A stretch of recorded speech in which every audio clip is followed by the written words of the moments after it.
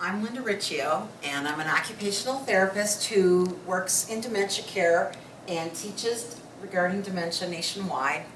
And I want to talk a little bit about middle stage dementia. In our preview about dementia, we started talking about by time I die from the dementia disease process, my brain will shrink to 50% of its size. So with middle stage dementia, by now my brain is starting to shrink. And there are some changes that come with that. We talked about tunnel vision, we talked about macular degeneration. It comes with a disease process. The brain is shrinking, the optic nerve is part of that brain, so I'm already having those visual field cuts and not seeing things muted earth tones well. I want to talk about the other characteristics of middle stage. Middle stage is where a lot starts breaking down and a lot of behaviors start happening, and it's a very important stage to talk about. The first thing I need to say is that person with middle stage dementia with Alzheimer's disease is living in the past. They're probably living somewhere in the 50s or 60s time period right now, which would be the Andy Griffith Show, if you've seen it, or Happy Days with Marion Ross, if you could think about those kinds of things in that time period. And what did Aunt Bee do all day? Cooking, cleaning, laundry. So an elder who's in that time period, what did the men do all day? They worked, and what did they do for leisure? Read the paper, had their wife wait on them, in all honesty. Sometimes might have played pool or checkers with the guys, as you could think of Floyd's Barbershop. It's just a different era than we have. Dinner was at the dining room table with a tablecloth, and then Sunday was even more special than that. That person is living in the past. So if I want this person to relate and have a meaningful day, I have something I call the Aunt Bee rule. If Aunt Bee didn't do it, don't do it. So if you do activities that an elder did in the 50s or 60s, I can relate and I can participate, and I'm going to have a meaningful day that honors all my life roles and probably does things that are hardwired into my memory and part of my long-term memory. But if you do new things that I can't relate to, like crafts, crafts is a more popular thing in our generation. If I give you a basket of laundry to fold, that's hardwired into Aunt Bee's memory. She probably folded laundry 3 days a week for what, 30 years probably?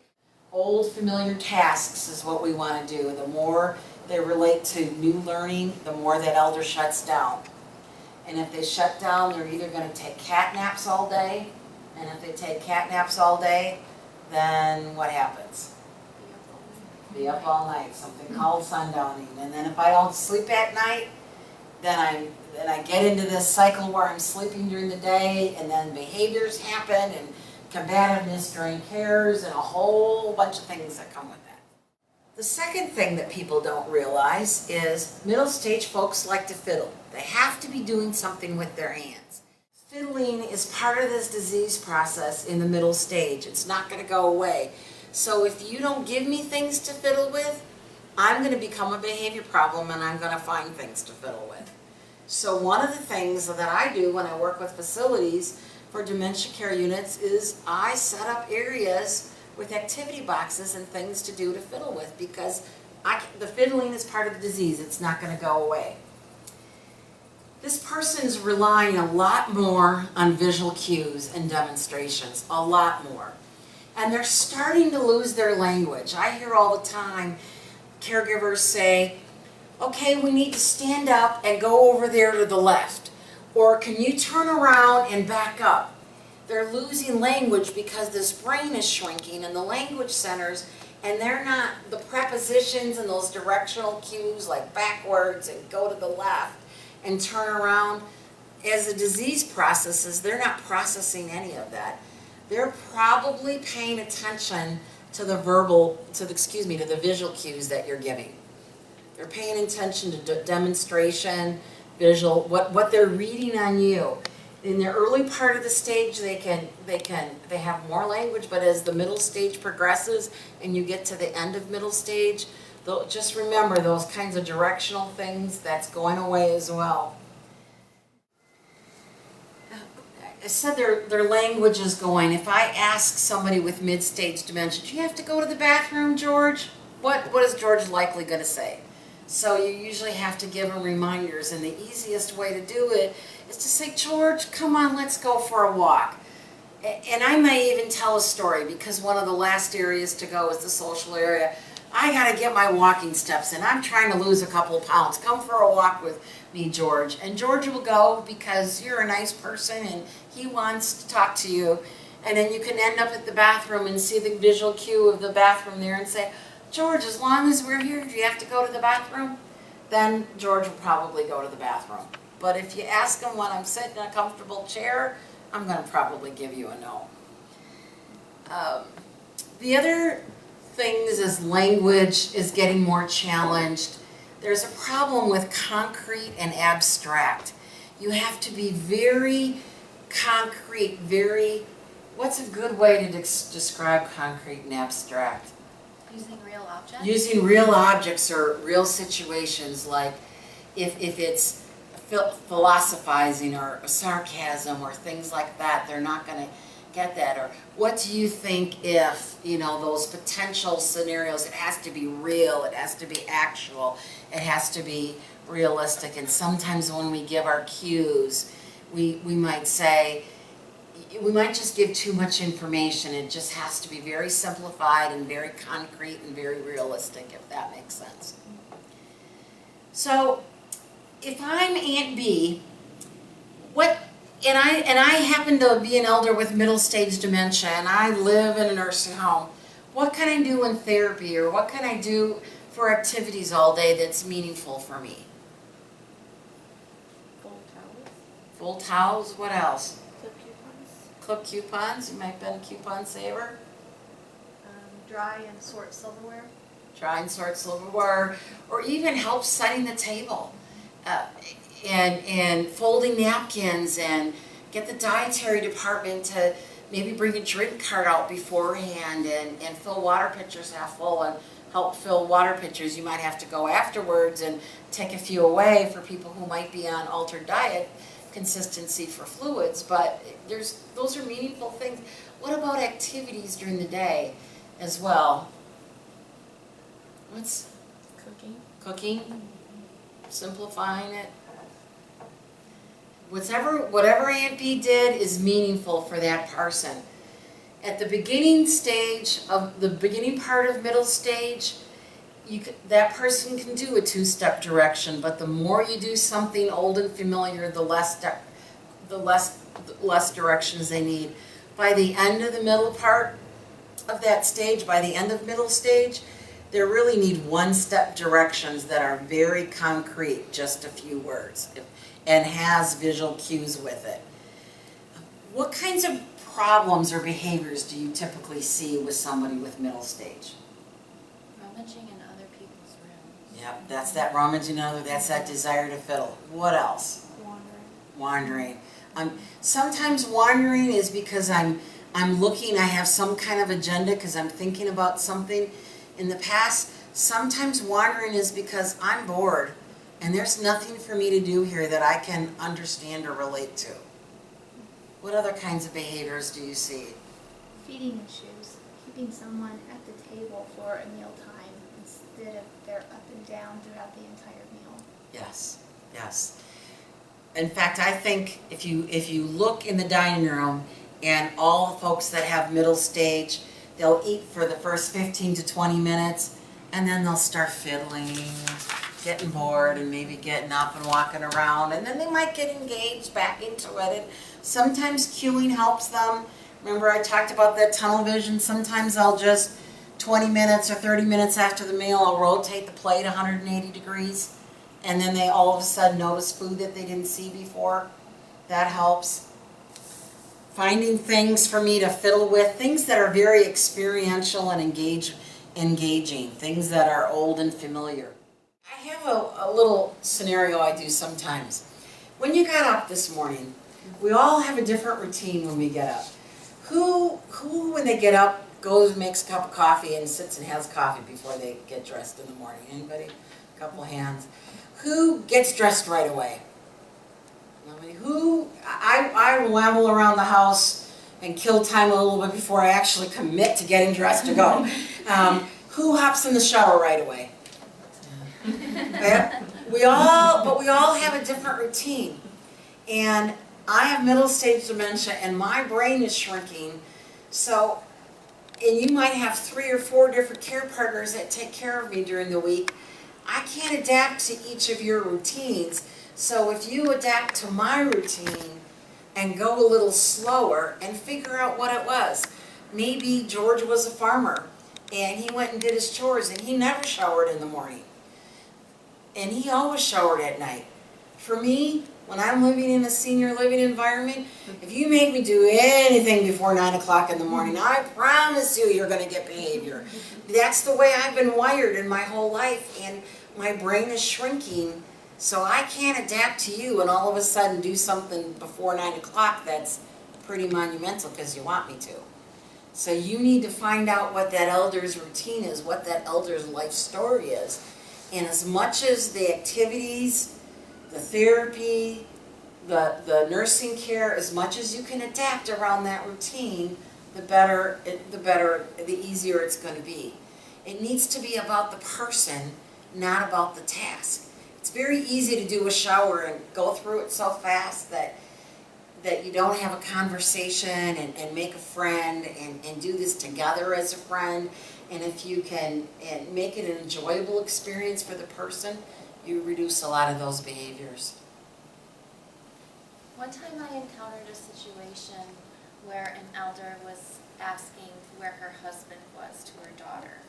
And the daughter's response was, "Mom, Dad's been dead 10 years. And that caused the elder to cry. Is that the best way to communicate with somebody at that level? That elder has a shrinking brain and they're not going to remember.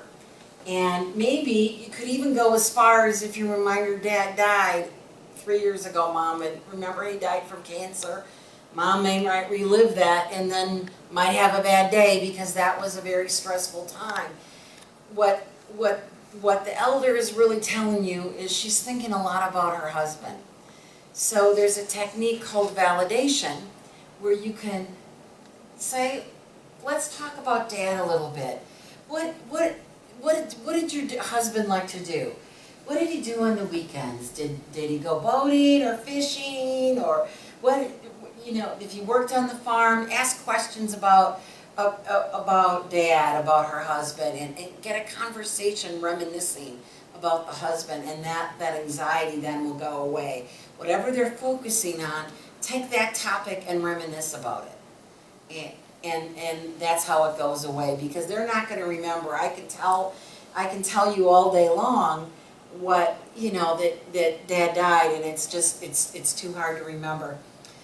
Here's a good example. There was a facility I was working with. They had the elders' rooms were very institutional, not very, very home-like. And it was all white for some reason, but there was this big sign on the closet door that says, "Family does laundry." So there wasn't a lot of stimulus in the room, and it wasn't very home-like. Well, all day long, the elder would go up to the nurse's station and say, what are they going to do with my laundry? My daughter's supposed to come for the laundry. When is it going to happen? She would go up to the nursing station 5, 6, 7 times a day asking about the laundry. And the nurses would get so frustrated with, I mean, there was a lot of frustration with the care partners about that situation. So, in just helping them out, I went back to the room and said, okay, you're an elder, you're trying to relate, my brain is shrinking, you're living in the past, you're trying to find something meaningful to do. First of all, what do we have meaningful for this elder to do during the day? And are there meaningful things to do in her room? I'm a little bit of a homebody. When I'm living in a senior living facility, I'm going to stay in my room a little bit. That's kind of the way I'm wired in my personality. So one of the things the family did is brought a lot of things in her room and made it a place of well-being and comfort. And then they took the sign down that said family does laundry, because she was very focused on it, because that was the only stimulus that she had to focus on, and all that behavior went away. So sometimes it's a matter of talking about the thing that they're focusing in on. Sometimes it might be a matter of what is meaningful. If you give me a meaningful, enjoyable task to do that was part of my life roles, then I will get involved and focus on all those things and find well-being and joy and comfort from that. What are some of the other kinds of challenges you have with somebody with mid-stage?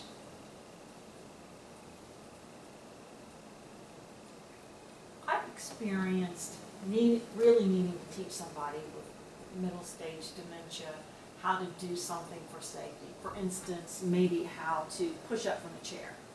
And I'll go through a typical routine and it doesn't work, and then I'll try something else and it seems like, oh my goodness, a week's gone by and none of these things work. Is there a better technique to use? At the beginning of middle stage, an elder will learn a routine, such as how to sit and stand up from a wheelchair, or a routine, get used to a routine, or how to find their room to the dining room. They can learn a routine with 3 weeks of consistency. So it takes 3 weeks and every care partner utilizing the same routine. So we're going to have to identify the steps of the shower. So every time the person gets a shower, we're all doing the same routine. Or every time that we're trying to get from the wheelchair to the bed, we're all giving the same cues. So at the beginning part of the disease process, we're trying to all get ourselves in the routine and the elder in the routine, and it will all become easier because with 3 weeks of consistency, they can learn the routine. When it gets towards the end of the middle stage, that brain is shrinking more and it's breaking down. At that point, it's easier to rely on visual cues and demonstration. Sometimes we compensate by giving more verbal cues, and that brain is shrinking and that gives them more to process, and they can't. I said earlier, one of the last areas of the brain to go is the social area. Sometimes I'll go through an ADL or something that I want to do towards the end of that middle stage and totally give tactile prompts and visual cues and tell a story about my dog or my husband, or my car broke down and I had ice cream in the bag and it was melting and I was worried about, and popsicles. You know how quick popsicles melt? They can go through a whole activity hearing about your ice cream melting while you had a flat tire on the road. And do it with just the visual cues and pay attention to the story. But if I'm giving you 6 steps to try to get your sweater on, you might be more frustrated trying to follow these 6 directions I'm giving. It might be better, I'm going to borrow your arm, just to tell a story about the ice cream melting in the car and do some tactile visual demo and don't even give a cue. That works good at the end part of the middle stage. But at the beginning, you can really teach a routine, particularly if you want them to use a rolling walker or get used to a shower at with a certain care partner in a certain shower room at a certain time of day. That's the time to kind of build routine to make things more comfortable. What kinds of activities do you think that someone can help with or be involved in to make it a meaningful day so they stay awake during the day? Because we want to cognitively tire them out. Sort laundry? Sort laundry. When I do sorting laundry, I throw 10 or 12 different pairs of socks in there and I mix them all up, so they have to sort socks, so it takes a while. Because sometimes we just like throw 8 dish towels or 10 dish towels in there. You get the 10 dish towels done pretty quickly, but sorting laundry is a good one. There's a lot of really great things in the It's Never Too Late system as well. Farm videos, things about from their past they can interact with and relate to and tell stories about that are very meaningful, that can help them relive life roles as well. Looking at old postcards. So looking at old postcards is good, but is it where you traveled or is it where I traveled? Maybe Black you. and white? Well, that black and white would be good. If you showed me all postcards of Europe, I'd get bored. I've never been to Europe. I couldn't. But I've been to 47 of the 50 states. That might be fun for me. So it really becomes a question of what do you know about me and my life story? So it has to be a meaningful task to me. So looking at old postcards becomes meaningful if there are things I can relate to. Since I've been to 47 of the 50 states, that would be interesting to me. But Europe, I don't know if that would be. But for you, it might be. So it's about their life story. Yes, it's about their life story. Any other challenges for middle stage? I think one of the other challenges is getting the care partners to understand the delayed processing time.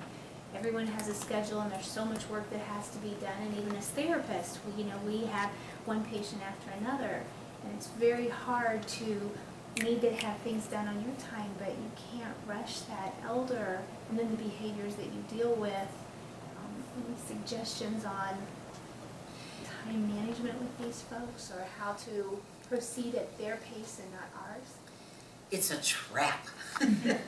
Because if I'm in a hurry, and maybe I worked with two elders that took a really long time, and I know breakfast is there and it's hot and I have two more people to get up, sometimes if I hurry and the elder can't hurry as fast as I am, then I get more behavior, and the trap becomes then it all slows down and everything backs up. So sometimes the easiest way is to do it right the first time, which means it's social, it's slow, at their pace, and I might get you involved because I'm telling the story about my dog or my ice cream melting. And I actually might get you through what you have to get through in the routine because you're really interested how I got someone to help me with my flat tire in my car, and how did I get home in time, and what did I do about all those popsicles that melted all over the seat of the car.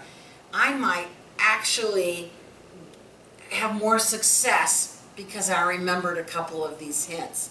It's just really easy to get in the habit. I could have woke up from my alarm late this morning and just got in a rush, and I wasn't in a together mood myself very much today because I got late to work, and so it was hard for me to adapt to say, I gotta make this a successful moment.